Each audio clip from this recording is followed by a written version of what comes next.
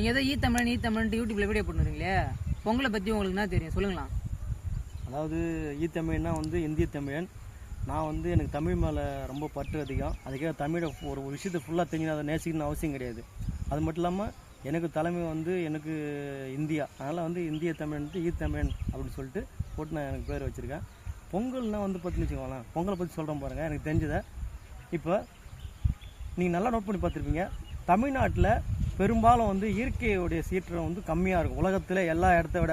அதுக்கு என்ன காரணம் சொல்லுங்க பார்ப்போம். எனக்கு தெரிஞ்சு வந்து உங்களுக்கு எத்தனை பேருக்கு தெரியும் தெரியல, நீங்கள் சொல்கிறேன் பாருங்கள். ஒரு பேர் பார்த்தீங்களா, சூரிய பகவான்.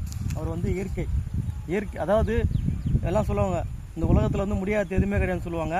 ஆனால் உலகத்தில் முடியாத ஒன்று இருக்குது, இயற்கையை எவனாலையும் மிஞ்ச முடியாது. அதை முதல்ல தெரிஞ்சுங்க. அந்த மாதிரி ஸ்டேட்மெண்ட்டே முதல்ல தப்பு, ஓகேங்களா? இப்போ அப்படி பார்க்கும்போது பார்த்தீங்கன்னா உலகத்தில் தமிழை மட்டும்தான் இயற்கைக்கு நன்றி சொல்லுவான். அது மட்டும் இல்லாமல் தனக்கு யாரெல்லாம் வந்து தன்னுடைய தொழிலுக்கு உதவுறாங்களோ அவங்களுக்கு வந்து நன்றி சொல்லுவான், ஓகேங்களா? அந்த பண்பு வந்து தமிழனுக்கே உரித்தான பண்பு. நல்லா நோட் பண்ணி பாருங்கள். பொங்கல் அப்போ வந்து பார்த்தீங்கன்னா மொதல் பொங்கல் வந்து சூரியனுக்கு, தை 1 அன்னைக்கு அவருக்கு. ஏன்னா அவர் தான் அந்த சூரிய கதிர் வீசினா மட்டும்தான் பூமியில் இருக்கிற தாவரம் பூரா வந்து நல்ல ஒரு ஊட்டத்தை பெறும், எல்லாருக்கும் வந்து ஒரு உணவு கிடைக்கும். அதே போலவே அந்த விவசாயத்துக்கு வந்து பார்த்திங்கன்னா இந்த எருது இருக்குது பார்த்தீங்களா, மாடு, எருது, பசுமாடு சொல்லலாம், காலம் ரெண்டுமே சொல்கிறேன். மாடுலாம் வந்து பார்த்திங்கன்னா அந்த விவசாயம் செய்கிறவங்களுக்கு பயன்படுது. மாடு இப்போ சப்போஸ் எருது வந்து பார்த்திங்கன்னா அது ஏர் உழத்துக்கு பயன்படுது, பசு வந்து பார்த்திங்கன்னா பால் கொடுக்கறதுக்கு பயன்படுது. அது மாதிரி வந்து அவங்க விவசாயமும் அதை சார்ந்த விவசாயத்துக்கு துணை புரிகிற ஒரு விலங்கினம் இருக்குது பார்த்தீங்களா, மாடு, அதுக்கும் சேர்த்து நன்றி சொல்கிற மாதிரி ஒரு பொங்கல். மொதல் பொங்கல் வந்து சூரியனுக்கு, ரெண்டாவது பொங்கல் வந்து மாட்டு பொங்கல் சொல்லுவாங்க. அந்த மாதிரி இயற்கைக்கும் தனக்கு உதவி செஞ்ச ஒரு விலங்கினத்துக்கும் நன்றி சொல்லக்கூடிய ஒரே ஒரு மரபு வந்து தமிழில் மட்டும்தான் இருக்குது. அதனால தான் வந்து பார்த்திங்கன்னா நல்லா நோட் பண்ணி பாருங்கள். நீங்கள் சித்திரை மாதம் வெயில் பயங்கரமாக அடிக்கும், அதே மாதிரி கார்த்திகை மாதம் மழை பெய்யும்.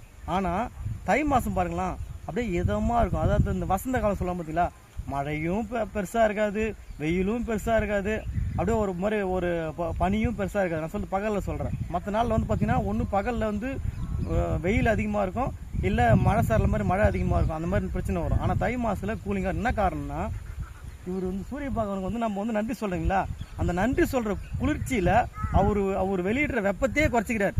நமக்கு வந்து மக்கள் வந்து தமிழின மக்கள் நன்றி சொல்கிறாங்க, அதனால் வந்து நம்ம இந்த மாதம் மட்டும் அதாவது இந்த வெப்பத்தை கொஞ்சம் குறைச்சின்னு சொல்லிட்டு அது மாதிரி குறைச்சி அதுக்கப்புறம் தான் இந்த நன்றிக்கு விசுவாசமாக ஒரு 3 மாதம் வெப்பம் கம்மியாகவே இருந்து அதுக்கப்புறம் தான் வெப்பம் வந்து இன்க்ரீஸ் ஆகவே ஆரம்பிக்கும்.